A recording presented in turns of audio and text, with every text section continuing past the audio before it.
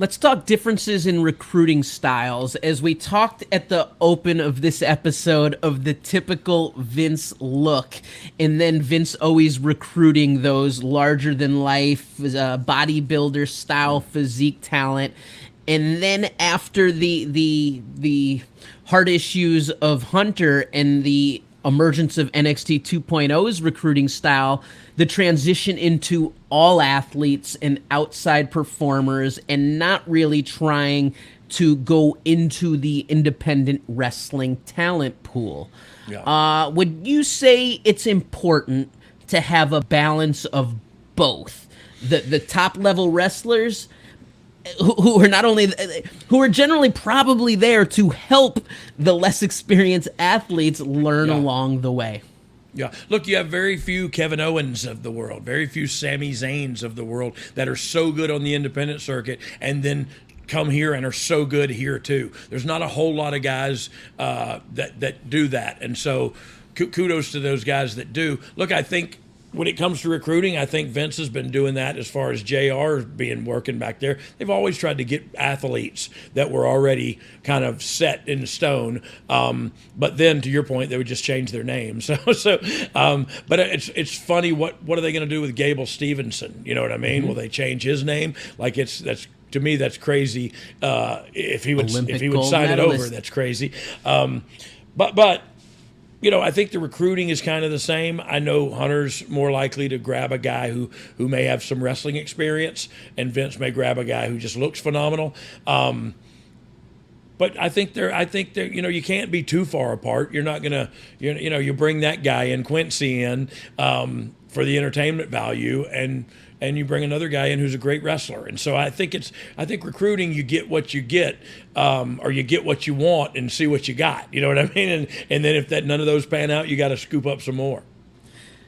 Hunter was definitely pushing for, and it was obviously public in the company's pursuits and goals, international expansion.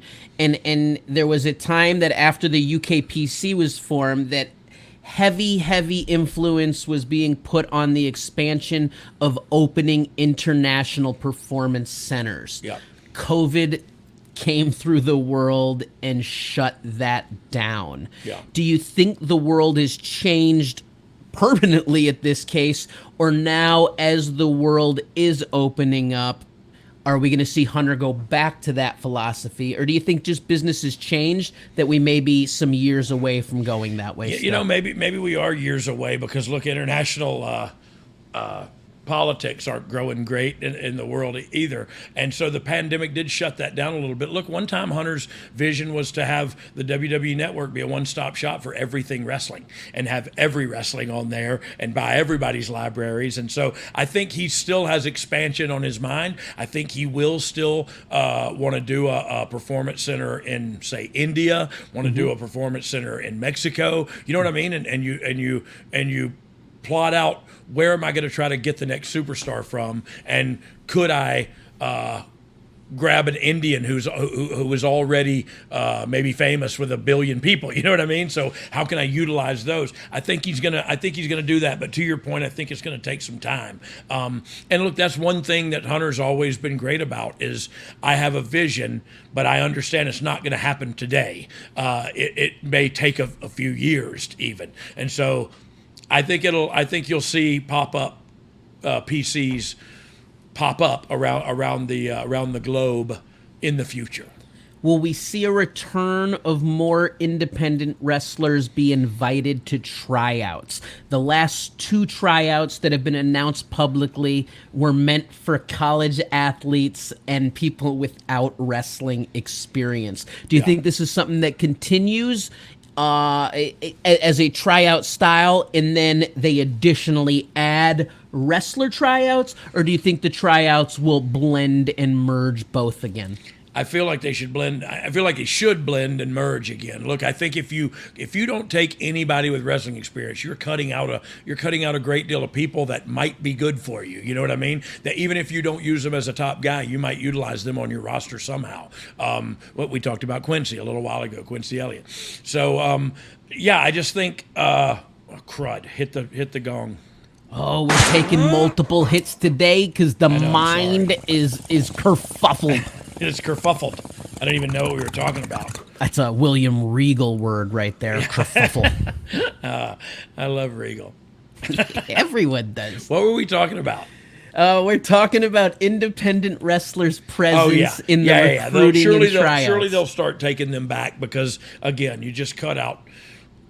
It's like not taking one because he's a Democrat or not taking one because he's a Republican. Like, really? Like, you got to pick the best guy for the job. So if he has some wrestling experience, it's okay. If he's, a Baptist, he's okay. If he's Jewish, it's okay. Like, whatever, I will say from being involved in just about every tryout from 2012 through 2021, with the exception of maybe 3, the non-wrestlers usually performed much better in the tryouts than the wrestlers, and I think it was a lack of pressure.